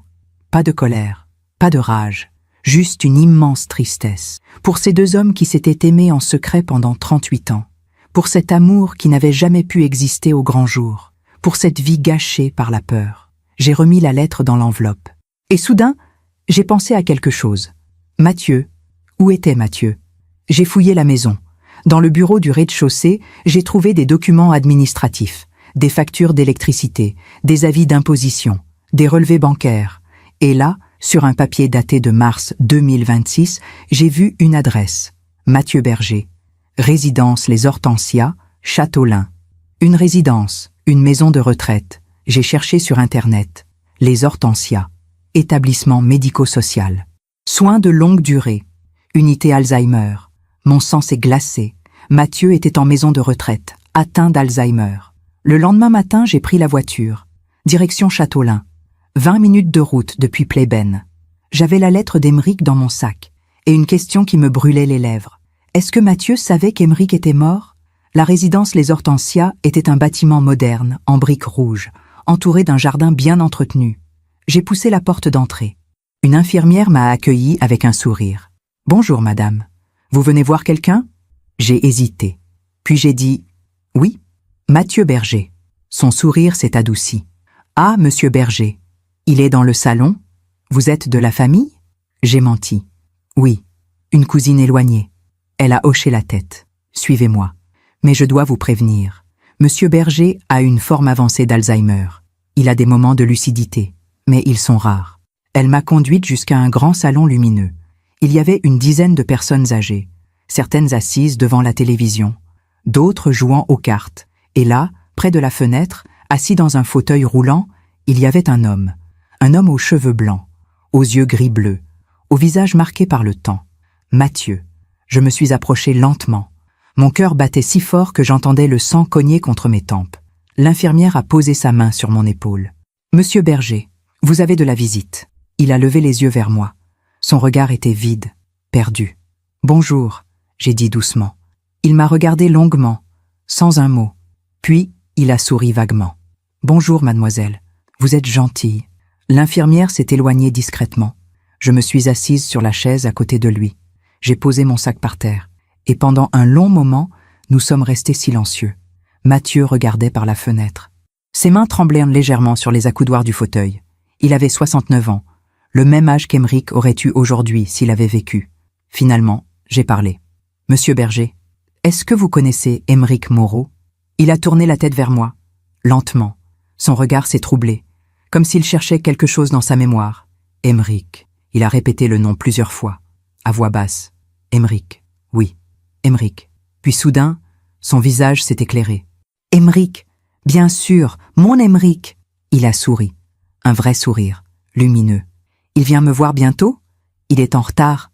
Il vient toujours le samedi. » Mon cœur s'est brisé. J'ai pris sa main. « Monsieur Berger, Aymeric ne viendra plus. » Il m'a regardé sans comprendre. « Pourquoi ? Il est fâché ? » « Non, il n'est pas fâché. » J'ai respiré profondément. « Il est mort. Il y a 6 mois. » Le silence est tombé. Mathieu me regardait, les yeux écarquillés. « Mort ? Oui. Aymeric est mort ? Oui. » Il a retiré sa main de la mienne. Il a secoué la tête. « Non, non, vous mentez. Il vient tous les samedis, toujours. Depuis... Il a froncé les sourcils, cherchant dans sa mémoire défaillante. Depuis quand ? Je ne sais plus. Mais il vient toujours. Puis, soudain, il a éclaté en sanglots, comme un enfant. Aymeric, mon Aymeric. Il pleurait, les mains sur le visage, le corps secoué par les sanglots. Je l'attends depuis si longtemps. Pourquoi il ne vient pas ? Une infirmière est accourue. Elle m'a regardé avec reproche. « Qu'est-ce que vous lui avez dit ?»« La vérité. » Elle a secoué la tête. Il ne peut pas supporter ça. Son ami venait le voir tous les week-ends, depuis qu'il est ici, depuis 3 ans. Et puis un jour, il a arrêté. Monsieur Berger a pleuré pendant des semaines. Et maintenant, avec la maladie, il oublie. Il attend encore, tous les samedis, 3 ans. Mathieu était en maison de retraite depuis 2023. Et Aymeric venait le voir, tous les week-ends, jusqu'à sa mort en mai 2026. L'infirmière a emmené Mathieu. Il pleurait encore. Il répétait le nom d'Aymeric, encore et encore. Et moi, je suis restée assise là, dans ce salon de maison de retraite, entourée de vieilles personnes qui ne me voyaient pas. J'avais tout perdu. 30 ans de mariage, 30 ans de vie commune. Mais eux, ils avaient tout perdu aussi. Aymeric avait vécu dans le mensonge, dans la peur, dans la honte, et Mathieu avait attendu, pendant 38 ans, dans l'ombre. Et maintenant, il était seul, malade, oubliant peu à peu l'homme qu'il avait aimé toute sa vie. Nous avions tous perdu, tous les 3, parce que personne n'avait eu le courage de vivre la vérité. Je suis rentrée à Vannes ce soir-là. La route m'a semblé interminable. Dans ma tête, je revoyais le visage de Mathieu, ses yeux perdus, ses larmes. Mon Aymeric, pourquoi il ne vient pas ? Quand je suis arrivée devant ma maison, notre maison, j'ai eu du mal à sortir de la voiture, parce que cette maison n'était plus la mienne. Elle ne l'avait peut-être jamais été. C'était juste un décor, une façade, comme tout le reste. Cette nuit-là, je n'ai pas dormi. Je suis restée assise dans le salon, dans le noir, entourée de 30 ans de souvenirs qui n'en étaient pas vraiment. Des photos de nous en voyage, à Deauville, à Paris, en Normandie. Aymeric et moi, souriant poliment pour l'appareil. 2 étrangers jouant aux époux. Au petit matin, j'ai pris une décision. Je ne pouvais pas continuer à vivre dans cette maison, pas après tout ce que j'avais appris. Mais avant de partir, il fallait que je fasse quelque chose de juste, de moral. J'ai appelé le notaire, maître Dufour, un homme discret, efficace, qui gérait la succession d'Aymeric. « Madame Darcy, bonjour. Comment allez-vous ? » « Aussi bien que possible, maître. J'ai une question concernant le testament de mon mari. Je vous écoute. Est-ce qu'il a laissé quelque chose à quelqu'un d'autre que moi ? » Un silence. « Non, madame. Vous êtes l'unique héritière. La maison de Vannes, les comptes bancaires, les placements, tout vous revient. Et la maison de Pleyben ? La maison de Pleyben ? » Il a marqué une pause. J'entendais le bruit de papier qu'on feuilletait. Ah oui, il y a effectivement une propriété à Pleyben, achetée en 1992, mais elle n'apparaît pas dans le testament officiel. Techniquement, elle vous revient aussi, comme partie du patrimoine commun. Je vois. Vous souhaitez la vendre ? Non. Je souhaite la donner. La donner? À qui? À Mathieu Berger. Un long silence. Madame Darcy, je ne connais pas ce nom. Qui est cette personne? Quelqu'un qui a plus de droits que moi sur cette maison. Mais, légalement, vous... Légalement, oui, je suis propriétaire. Mais moralement, non. Cette maison appartient à Mathieu Berger. Elle lui a toujours appartenu. Je veux que vous établissiez les papiers nécessaires pour qu'elle lui soit transférée. Gratuitement. Madame, c'est très généreux, mais... S'il vous plaît, maître, faites-le. Il a soupiré. Très bien. Je vais préparer l'acte de donation. 3 semaines plus tard, le transfert était fait. La maison de Plébène appartenait officiellement à Mathieu Berger, même s'il ne le savait pas, même s'il ne le comprendrait probablement jamais. Mais ce n'était pas suffisant. Il y avait autre chose que je devais faire, quelque chose de plus difficile. Un matin de juillet 2026, je suis retourné à Plébène. Pour la dernière fois, j'avais une mission. J'ai ouvert la porte de la maison. L'odeur familière de bois et de tabac froid m'a accueilli. Je suis monté à l'étage.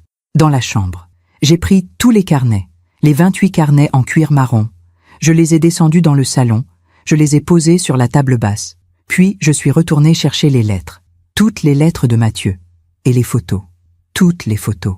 J'ai passé l'après-midi à tout organiser. Les carnets, rangés par ordre chronologique, de 1988 à 2016. Les lettres, classées par année. Les photos, disposées dans des albums que j'avais achetés à Châteaulin. Puis j'ai écrit une lettre pour Mathieu, même s'il ne pourrait probablement jamais la lire. Monsieur Berger, je m'appelle Apolline Darcy. J'étais l'épouse d'Émeric Moreau. Je dis « j'étais » parce que maintenant, je comprends que je n'ai jamais vraiment été sa femme. Sa femme, c'était vous. Je sais tout. J'ai lu les carnets, j'ai lu vos lettres, j'ai vu les photos. J'ai vu l'amour que vous avez partagé pendant 38 ans. Et je veux que vous sachiez quelque chose. Je ne vous en veux pas. Au début, oui. Au début, j'étais en colère.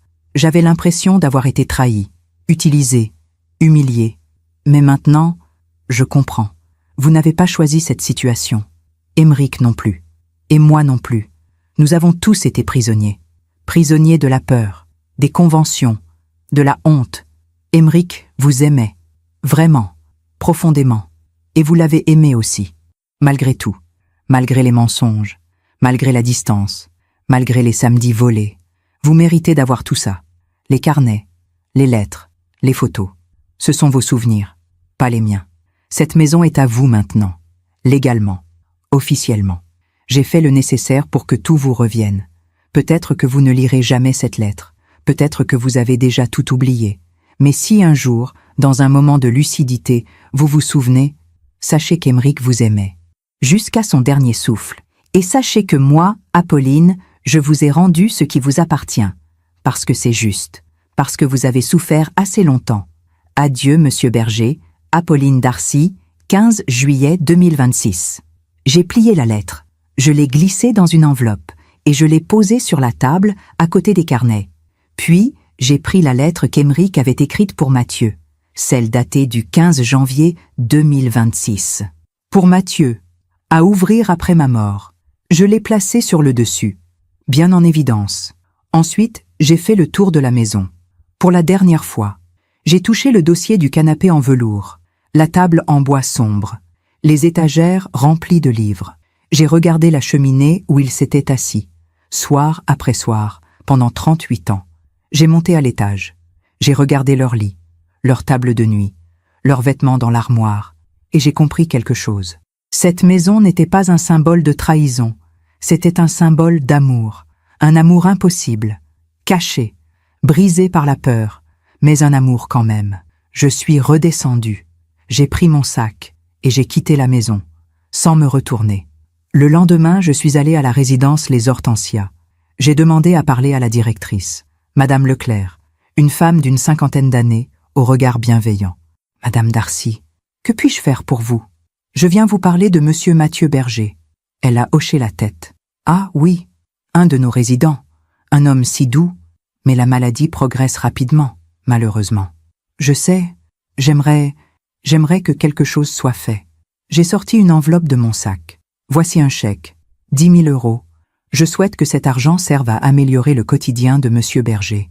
des sorties, des activités, des soins supplémentaires, tout ce qui peut lui apporter du réconfort. Madame Leclerc a pris l'enveloppe. Elle m'a regardé avec surprise. C'est très généreux. Mais, vous êtes de la famille? Non. Alors pourquoi? Parce que je lui dois ça. Elle n'a pas posé plus de questions. Elle a juste hoché la tête. Merci, Madame Darcy. Je veillerai personnellement à ce que cet argent soit bien utilisé. En sortant de la résidence, j'ai croisé Mathieu dans le jardin. Il était assis sur un banc, sous un arbre, seul. Il regardait les fleurs. Je me suis approchée. Bonjour, monsieur Berger. Il a levé les yeux, m'a regardé sans me reconnaître. Bonjour, mademoiselle. Comment allez-vous aujourd'hui? Bien, très bien. J'attends quelqu'un. Qui? Émeric. Il vient toujours le samedi. Mon cœur s'est serré. Mais cette fois, je n'ai pas dit la vérité. J'ai juste souri. Alors je vous souhaite une belle journée. Il m'a rendu mon sourire. Merci, mademoiselle. Vous êtes gentille. Et je suis partie, en le laissant attendre, parce que parfois, l'attente est plus douce que la vérité. En rentrant à Vannes, j'ai pris une autre décision. Je n'allais pas garder la maison. Cette grande maison bourgeoise, avec jardin, grille en fer forgé, glycine sur la façade. Cette maison où j'avais vécu 30 ans de mensonges polis. J'allais vendre. Et avec l'argent, j'allais recommencer. Ailleurs. Autrement. Parce qu'à 63 ans, j'avais encore du temps. Du temps pour vivre une vraie vie. Pas une vie de façade. Pas une vie de résignation. Une vraie vie. J'ai aussi pris une décision concernant les amis. Marguerite et Henri. Les dîners du jeudi. Les conversations polies. Tout ce monde qui avait admiré notre couple. Parfait. Je ne leur ai rien dit. Pas par lâcheté. Pas par honte. Mais par respect. Respect pour Émeric. Et pour Mathieu. Parce que leur histoire n'appartenait qu'à eux. Et ce n'était pas à moi de la révéler. Le temps ferait son œuvre. Les gens oublieraient Émeric et moi. Nous deviendrions juste un vieux couple parmi d'autres. Ah oui, les Moreau. Il est mort d'un infarctus. Elle a vendu la maison. On ne sait pas où elle est partie. Et c'était très bien comme ça. Un matin d'août 2026, j'ai fait mes valises. 2 grandes valises. Quelques cartons de livres. Le reste, je l'ai donné. Ou vendu, ou jeté. J'ai pris la voiture. Et j'ai roulé vers le sud, vers la lumière, vers la chaleur, vers une nouvelle vie. Je ne savais pas encore où j'allais m'installer. Peut-être en Provence, peut-être en Occitanie, peut-être ailleurs. Mais pour la première fois depuis 30 ans, je me sentais libre, libre de choisir, libre d'être moi, libre de vivre sans mentir. Et dans le rétroviseur, j'ai vu la maison disparaître. Cette maison qui avait abrité 30 ans de vie commune, 30 ans de silence poli, 30 ans de mensonges partagés. J'aurais pu être amère, j'aurais pu haïr Émeric, mais je ne le haïssais pas, parce que j'avais compris quelque chose. Émeric n'avait pas été heureux non plus. Il avait vécu une double vie, une vie écartelée. Il avait menti à tout le monde, y compris à lui-même. Et moi, j'avais accepté ce mensonge, parce que j'avais peur, peur de rester seule, peur de l'échec, peur de vivre vraiment. Mais maintenant, je n'avais plus peur. Parce que le temps m'avait appris quelque chose. Il vaut mieux vivre 10 ans de vérité qu'une vie entière de mensonges. Même si cette vérité fait mal, même si elle détruit tout. Et j'avais encore du temps pour construire quelque chose de vrai. Pour moi. Je me suis installée à Aix-en-Provence en septembre 2026. Un petit appartement lumineux dans le quartier Mazarin. 2 pièces. Un balcon avec vue sur les toits de tuiles ocre. Loin de la Bretagne. Loin de la pluie. Loin des souvenirs. J'avais 63 ans. Pour la première fois de ma vie, je vivais seule. Vraiment seule. Pas avec un mari fantôme. Pas dans l'ombre de quelqu'un d'autre. Seule. Libre. Les premiers mois ont été difficiles. Pas à cause de la solitude, mais à cause du silence intérieur. Ce silence qu'on découvre quand on arrête de jouer un rôle. Quand on arrête de sourire poliment. De hocher la tête. De se taire. J'ai commencé à écrire. Pas les carnets d'Émeric. Pas son histoire. Mon histoire. J'écrivais le matin, sur le balcon, avec un café et le soleil de Provence. J'écrivais tout ce que j'avais ressenti pendant 30 ans. La solitude, l'absence, le vide. Mais aussi la complicité, les rires rares, les moments de paix. Parce que ce n'était pas tout noir. Il y avait eu de bons moments aussi. Des promenades le dimanche, des dîners tranquilles, des voyages à Deauville. Émeric n'avait pas été cruel, juste absent. Et moi, j'avais été là, patiente, résignée. Nous avions été 2 personnes perdues, vivant côte à côte sans jamais vraiment se toucher. Un jour de novembre 2026, j'ai reçu un appel. Maître Dufour, le notaire. Madame Darcy, bonjour. J'ai une nouvelle à vous annoncer. Mon cœur s'est serré. Oui, Monsieur Mathieu Berger est décédé. Avant-hier, à la résidence Les Hortensias. J'ai fermé les yeux. Comment? Cause naturelle. Il s'est endormi et ne s'est pas réveillé. L'infirmière m'a dit qu'il est parti paisiblement. Paisiblement. Madame Leclerc, la directrice, m'a contacté. Monsieur Berger n'avait pas de famille, pas d'héritier, mais il avait cette maison à Playben, celle que vous lui aviez donnée. Oui, dans ces moments de lucidité, il avait apparemment rédigé un testament, holographe, très simple. Il lègue la maison à vous. Je suis restée silencieuse. À moi? Oui. Il a écrit « Si je meurs, je veux que la maison revienne à Apolline Darcy. » Parce qu'elle a compris. C'est daté du 20 août 2026, un mois après votre donation. Les larmes ont coulé sur mes joues. Mathieu avait su. Dans un moment de lucidité, il avait compris ce que j'avais fait, et il m'avait rendu la maison, non pas par rejet, mais par reconnaissance. Madame Darcy, vous êtes toujours là? Oui. Que souhaitez-vous faire de cette maison? Vendez-la. Et donnez l'argent à la résidence Les Hortensias, pour les patients Alzheimer qui n'ont pas de famille. C'est très généreux. C'est juste. L'enterrement de Mathieu a eu lieu 1 semaine plus tard, à Châteaulin, un petit cimetière tranquille, à l'ombre des arbres. J'y suis allée. Il n'y avait personne d'autre, pas de famille, pas d'amis, juste moi et le prêtre. La cérémonie a été brève, quelques prières, une bénédiction, puis le cercueil a été descendu dans la terre. Je suis restée là, debout devant la tombe, longtemps après le départ du prêtre, et j'ai parlé à Mathieu, à voix basse, comme on parle à quelqu'un qu'on connaît depuis toujours. Monsieur Berger, Mathieu, je ne vous ai jamais vraiment connu, mais je vous ai lu, j'ai lu vos lettres, j'ai vu vos photos, j'ai vu votre amour. Le vent soufflait doucement dans les arbres. Vous avez aimé Émeric pendant 38 ans. Vous l'avez attendu. Vous avez accepté de vivre dans l'ombre. Et maintenant, vous êtes enfin libre. Libre de l'attendre encore, mais cette fois sans souffrir, sans mentir. J'espère que là où vous êtes ensemble, vraiment ensemble. J'ai posé une rose blanche sur la tombe, puis je suis partie. En rentrant à Aix-en-Provence, j'ai pensé à tout ce qui s'était passé. Émeric était mort en mai 2026, à 67 ans, d'un infarctus, seul dans notre chambre, sans avoir pu dire adieu à personne, ni à moi, ni à Mathieu. Mathieu était mort en novembre 2026, à 69 ans, seul dans sa chambre de maison de retraite, oublié de presque tout le monde, sans famille, sans enfant, sans personne pour pleurer vraiment sa disparition.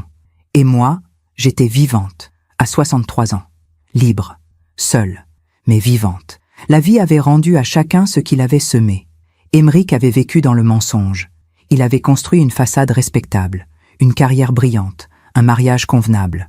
Mais il était mort seul, sans avoir jamais vraiment vécu, sans avoir jamais été lui-même, sauf quelques week-ends volés. Il avait gagné la respectabilité, mais il avait perdu la vérité. Et au final, qu'est-ce qui reste? Pas les promotions à la banque, pas les dîners mondains, juste le regret et les carnets cachés. Mathieu avait aimé en secret. Il avait sacrifié sa vie pour un amour impossible. Il avait attendu, pendant 38 ans, dans une maison isolée, sans reconnaissance, sans légitimité, sans fierté. Il avait gagné l'amour d'Émeric, mais il avait perdu sa propre vie. Et au final, il était mort seul aussi, oubliant même l'homme qu'il avait aimé. Et moi, j'avais vécu dans l'aveuglement volontaire. J'avais accepté les miettes, le confort sans amour, la sécurité sans vérité. J'avais fermé les yeux sur les absences, sur les silences, sur les mensonges, parce que j'avais peur. Peur de rester seul, peur de recommencer, peur de vivre vraiment. Mais maintenant, je savais. Je savais ce que c'était que de vivre à moitié, et je ne le ferai plus jamais. Un soir de décembre 2026, j'ai reçu une lettre de la résidence Les Hortensias. C'était Madame Leclerc, la directrice. Elle m'écrivait pour me remercier, pour la donation, pour tout, et elle avait joint quelque chose. Chère Madame Darcy, je vous écris pour vous remercier de votre générosité envers Monsieur Berger et notre établissement. Après le décès de Monsieur Berger, nous avons retrouvé quelques effets personnels dans sa chambre. Très peu de choses. Il vivait simplement. Mais il y avait une enveloppe, avec votre nom dessus. Je vous la fais parvenir, avec toute ma gratitude, Madame Leclerc. J'ai ouvert l'enveloppe avec des mains tremblantes. À l'intérieur, il y avait une petite carte, écrite d'une main tremblante. Madame Apolline, je ne sais pas si je me souviendrai de vous demain, ou dans une heure. Mais aujourd'hui, je me souviens.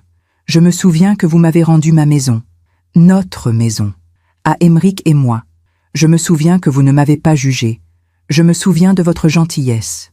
Aymeric m'avait dit que vous étiez quelqu'un de bien. Il avait raison. Merci. Mathieu Berger, 20 août 2026. J'ai pleuré. Longtemps. Pas de tristesse, pas de colère. Juste de soulagement. Parce que Mathieu m'avait pardonné. Alors que je n'avais rien fait de mal. Alors que c'était moi, la victime. Il m'avait pardonné d'exister, d'avoir été là, d'avoir pris la place qui aurait dû être la sienne. Et ce pardon m'a libéré. La vie avait rendu justice, pas par vengeance, pas par punition divine, juste par l'équilibre naturel des choses. Aymeric avait vécu dans la peur, et il était mort seul, avec ses secrets, sans jamais avoir goûté à la liberté. Mathieu avait vécu dans l'attente, et il était mort seul aussi, en oubliant même pourquoi il attendait, sans jamais avoir été reconnu. Et moi, j'avais vécu dans l'aveuglement. Mais contrairement à eux, j'étais encore vivante. Et j'avais le temps de vivre autrement, le temps de choisir la vérité, le temps de me choisir, moi. Ce n'était pas de la vengeance, ce n'était pas une victoire, c'était juste la vie qui rend à chacun ce qu'il a donné. Aymeric avait donné des mensonges, et il avait reçu une vie de mensonges. Mathieu avait donné de l'amour, et il avait reçu de l'amour, caché, incomplet, mais de l'amour quand même. Et moi, j'avais donné ma patience, ma résignation, mon silence, et j'avais reçu 30 ans de vide poli. Mais maintenant, j'allais donner autre chose, de la vérité, du courage, de la vie, et je recevrais enfin ce que je méritais. Un matin de janvier 2027, je me suis réveillée tôt. Le soleil entrait par la fenêtre de mon appartement à Aix-en-Provence. J'ai fait du café. Je me suis assise sur le balcon, et j'ai regardé la ville s'éveiller. Les toits ocres, les rues pavées, les marchés qui s'installaient, une vie nouvelle, simple, vraie. J'avais 64 ans. Mes cheveux étaient presque tout blancs maintenant. Mon visage portait les marques du temps. Mais pour la première fois, j'étais moi. Pas l'épouse d'Aymeric, pas la femme de façade, juste Apolline. Et c'était suffisant. Quelques mois plus tard, j'ai commencé à donner des cours de traduction à l'université d'Aix-Marseille. J'ai rencontré des gens, de vraies rencontres. Pas des dîners mondains, des conversations sincères, des rires vrais. J'ai aussi rencontré une femme, Sylvie, 68 ans, veuve depuis 10 ans, professeure de littérature à la retraite. Nous avons pris l'habitude de prendre le café ensemble, le jeudi matin, au petit bistrot de la place des quarts d'heure. Nous parlions de livres, de voyages, de la vie. Un jour, elle m'a demandé « Apolline, vous avez été mariée longtemps ?»« 30 ans. Vous étiez heureuse ?» J'ai hésité. Puis j'ai dit la vérité. « Non, pas vraiment. Mais je ne le savais pas. Ou plutôt, je ne voulais pas le savoir. » Elle a hoché la tête. « Je comprends. Parfois, on préfère le confort du mensonge à la douleur de la vérité. » Exactement. Nous sommes devenus amis. De vrais amis.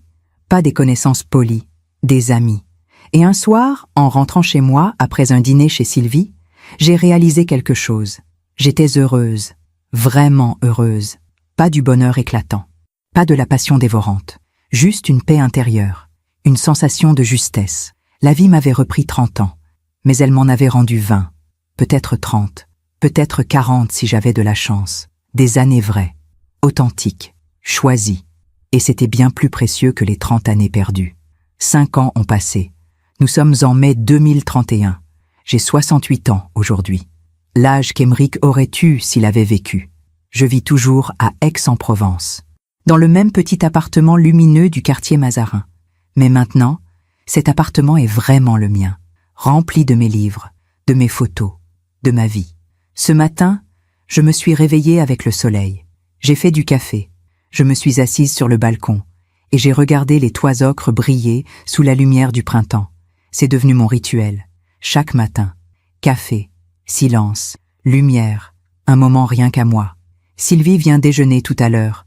Nous avons prévu d'aller au marché, puis de cuisiner ensemble. Elle a 73 ans maintenant, toujours aussi vive, toujours aussi drôle. Elle est devenue ma meilleure amie, la première vraie amie que j'ai eue depuis toujours, peut-être. Avec elle, je peux être moi, rire fort, dire ce que je pense, me tromper, douter. Il n'y a pas de façade, pas de politesse forcée, juste deux femmes qui s'apprécient sincèrement. Hier soir, elle m'a posé une question. Nous étions sur sa terrasse. 2 verres de rosé. Le soleil couchant. « Apolline, tu regrettes ?»« Quoi ?»« C'est 30 années, avec Émeric. » J'ai réfléchi longtemps avant de répondre. « Non, je ne regrette pas. » Elle m'a regardé avec surprise. « Vraiment ? Vraiment ? Parce que ces 30 années m'ont appris quelque chose. »« Quoi ? Que vivre à moitié, ce n'est pas vivre. » Elle a hoché la tête lentement. « Et maintenant ? Maintenant, je vis. Vraiment. » Elle a souri. « Je vois ça. » Et c'était vrai. Ces 5 dernières années, j'ai vécu plus intensément que les 30 années précédentes. J'ai voyagé, seule, avec Sylvie, avec des groupes de randonneurs. J'ai vu l'Italie, l'Espagne, le Portugal, pas des voyages organisés, pas des circuits touristiques, juste des découvertes, des rencontres, des moments vrais. J'ai repris la traduction, pas comme métier, comme passion. Je traduis des romans, de l'anglais vers le français, des histoires d'amour, de liberté, de rédemption. Des histoires qui me parlent. J'ai aussi commencé à écrire mon propre livre, pas l'histoire d'Émeric et Mathieu, pas directement, mais une histoire inspirée de tout ça. Une histoire sur les mensonges qu'on se raconte, sur les vies qu'on laisse passer, sur le courage qu'il faut pour recommencer. Je l'ai fini il y a 3 mois. Un petit éditeur d'Aix l'a accepté. Il sortira en septembre prochain. Je l'ai intitulé « Les clés du silence ». Quand j'ai reçu le contrat, j'ai pleuré. Pas de tristesse, de joie, parce que c'était la preuve que ma vie n'était pas finie, qu'à 68 ans, je pouvais encore créer, encore partager, encore exister. Ce matin, en buvant mon café, j'ai pensé à eux. Émeric, Mathieu. Cela fait 5 ans qu'ils sont morts. 5 ans que je les ai laissés partir. Je ne leur en veux plus. Je ne leur en ai jamais vraiment voulu d'ailleurs. Comment pourrais-je leur en vouloir? Ils ont fait ce qu'ils pouvaient avec les cartes qu'ils avaient en main.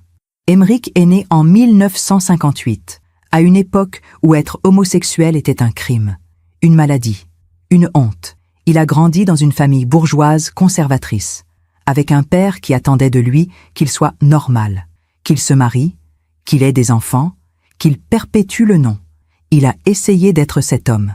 Il a essayé de tuer qui il était vraiment. Mais on ne peut pas tuer l'amour. On ne peut que le cacher. Et c'est ce qu'il a fait, pendant 38 ans. Mathieu est né en 1957, 1 an avant Émeric. Il a grandi dans une famille modeste, sans prétention, mais avec les mêmes interdits, les mêmes peurs, les mêmes silences. Il a aimé Émeric dès le premier regard, et il l'a attendu, pendant 38 ans, sans jamais exiger qu'Émeric quitte sa vie de façade, parce qu'il savait que c'était impossible. Moi, je suis né en 1963, 5 ans après Émeric. J'ai grandi dans une France qui changeait, mais pas assez vite, où les femmes devaient encore choisir entre carrière et mariage, où le divorce était une tâche, une faute. Quand j'ai divorcé de Laurent à 31 ans, j'étais marquée. Divorcé. Le mot sonnait comme une condamnation. Alors quand Émeric m'a proposé la sécurité, j'ai dit oui, parce que j'avais peur de rester seule, parce que je croyais que c'était ma dernière chance. Nous avons tous été prisonniers, prisonniers de notre époque, de nos peurs, de nos conventions. Mais moi, contrairement à eux, j'ai eu une seconde chance, parce qu'Émeric est mort à 67 ans, sans avoir jamais vraiment vécu. Mathieu est mort à 69 ans, en oubliant même qui il avait aimé, mais moi, je suis encore là, à 68 ans, vivante, consciente, libre. Et cette liberté, je ne la gaspillerai pas. Il y a quelques semaines, j'ai reçu une lettre de la mairie de Pleyben. La maison, celle qu'Émeric et Mathieu avaient fait partager pendant 38 ans, avait été vendue. Comme je l'avais demandé au notaire, le produit de la vente avait été versé à la résidence Les Hortensias. Mais la mairie me demandait si je voulais quelque chose, parce qu'il restait des affaires personnelles, des livres, des photos, des objets. J'ai hésité, puis j'ai dit non. Donnez tout, à une association, à une bibliothèque, peu importe, parce que cette histoire n'était pas la mienne. Elle appartenait à Aymeric et Mathieu. Et maintenant qu'ils étaient partis, elle pouvait disparaître aussi. Mais il y avait une chose que j'ai gardée, le trousseau de clés, celui que j'avais trouvé dans le tiroir d'Aymeric, le jour où tout avait commencé. 3 clés en laiton, un anneau argenté, une étiquette en carton jauni. 17, chemin des Ajoncs, Plébène, Bretagne. Je l'ai gardé, pas par nostalgie, pas par rancune, mais comme symbole. Ces clés ont ouvert une porte. Pas seulement la porte de cette maison à Plébène, mais la porte de la vérité, la porte de ma propre vie. Sans ces clés, je serais restée dans l'illusion. Je serais restée la veuve d'Aymeric Moreau, la femme qui pleure poliment son mari respectable. Mais ces clés m'ont libérée. Elles m'ont montré que ma vie avait été un mensonge. Et paradoxalement, cette vérité douloureuse m'a sauvée. Parce qu'on ne peut pas recommencer si on ne sait pas qu'on a perdu du temps. On ne peut pas choisir si on ne sait pas qu'on a le choix. On ne peut pas vivre si on ne sait pas qu'on était mort. Ce matin, en regardant ces clés posées sur mon bureau, j'ai pensé à quelque chose. Si mon histoire peut aider ne serait-ce qu'une femme à ouvrir les yeux, alors tout cela aura eu un sens. Si une femme, quelque part, lit mon livre ou entend mon histoire et se dit « Moi aussi, je vis à moitié. Moi aussi, j'accepte les miettes. Moi aussi, j'ai peur. » Et si cette femme décide de changer, de poser des questions, de chercher la vérité, de partir si nécessaire, alors ces 30 années perdues n'auront pas été totalement vaines. Parce que c'est ça, la sagesse. Ce n'est pas éviter les erreurs, c'est transformer les erreurs en leçons. C'est donner du sens à la douleur, c'est partager ce qu'on a appris. J'ai appris qu'on ne peut pas vivre pour quelqu'un d'autre, ni par obligation, ni par peur, ni par résignation. J'ai appris qu'un mariage sans amour est une prison dorée, belle de l'extérieur, vide à l'intérieur. J'ai appris que le silence n'est pas la paix, que l'absence de conflit n'est pas le bonheur, que la sécurité matérielle ne remplace pas la vérité. J'ai appris qu'il n'est jamais trop tard, jamais, même à 63 ans, même à 68 ans. On peut toujours recommencer, on peut toujours choisir, on peut toujours vivre. Et j'ai appris quelque chose d'encore plus important, le pardon. Pas le pardon facile, pas le pardon qui efface tout, mais le pardon qui libère. J'ai pardonné à Aymeric, parce qu'il était prisonnier, comme moi, parce qu'il a souffert, comme moi, parce qu'il n'a jamais été méchant, juste, lâche. J'ai pardonné à Mathieu, même s'il n'avait rien à se faire pardonner, parce qu'il a aimé, vraiment, et que l'amour, même caché, vaut toujours mieux que l'indifférence. Et surtout, j'ai pardonné à moi-même, pour avoir fermé les yeux, pour avoir accepté le mensonge, pour avoir eu peur, pour avoir perdu 30 ans. Je me suis pardonné, parce que j'ai fait ce que je pouvais avec qui j'étais à l'époque. Et maintenant, je suis quelqu'un d'autre, quelqu'un de plus fort, de plus sage, de plus libre. Le téléphone sonne. C'est Sylvie. « Apolline, je suis en bas. Tu descends? Le marché nous attend. » Je souris. J'arrive. Je prends mon sac, mes clés, les nouvelles, celles de mon appartement, et je laisse l'ancien trousseau sur le bureau. Parce que certaines portes, une fois ouvertes, n'ont plus besoin d'être refermées. Elles restent juste là, témoins silencieux, rappel de ce qu'on a traversé, de ce qu'on a survécu, de ce qu'on est devenu. En descendant l'escalier, je pense à toutes ces femmes, celles qui écoutent cette histoire, celles qui vivent peut-être la même chose. Et je veux leur dire quelque chose. Si vous vivez à moitié, arrêtez. Si vous acceptez les miettes, refusez. Si vous avez peur, osez quand même. Parce que la vie est trop courte pour la passer à côté de soi-même. Il vaut mieux 10 ans de vérité qu'une vie entière de mensonges. Il vaut mieux être seule et libre que mariée et prisonnière. Il vaut mieux recommencer à 60 ans que de mourir à 80 sans avoir jamais vraiment vécu. Je rejoins Sylvie. Elle me prend le bras. Nous marchons vers le marché. Le soleil brille. Les rues sentent la lavande et le pain frais. Et moi, Apolline Darcy, 68 ans, je marche vers ma vie, ma vraie vie, celle que j'ai choisie. Merci de m'avoir écouté jusqu'au bout. Si cette histoire a touché votre cœur, abonnez-vous et activez la cloche pour entendre d'autres femmes qui ont transformé la douleur en sagesse. Chaque jour, une femme, une leçon de vie. Partagez cette histoire avec quelqu'un que vous aimez. Parfois, une histoire change toute une journée. Que Dieu vous bénisse et à très bientôt.